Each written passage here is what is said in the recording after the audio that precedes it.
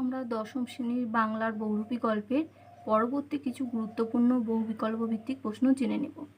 16, হরিদার আপত্তি ছিল কাজ করায়, একঘেয়ে কাজ করায়, ঘুমানোয় কোনোটি নয়। সঠিক উত্তর একঘেয়ে কাজ করায়।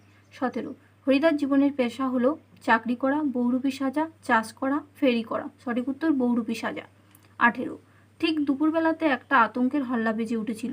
কোথায় আতঙ্কের হল্লা বেজে উঠেছিল? চকের বাসস্ট্যান্ডের কাছে, বাজারে, রাস্তায়, কোনোটি নয়। সঠিক উত্তর চকের বাসস্ট্যান্ডের কাছে। 19, খুব হয়েছে হরি, এইবার সরে পড়ো, অন্যদিকে যাও। একথা কে বলেছিল? শিবনাথ, কাশীনাথ, লোকনাথ, বিশ্বনাথ। সঠিক উত্তর কাশীনাথ। 20, বাইজির ছদ্মবেশে হরিদা রোজগার করেছিল 10 টাকা, 20 টাকা, 8 টাকা 10 আনা, 4 টাকা। 8 টাকা 10 আনা। আজকে এই পর্যন্ত।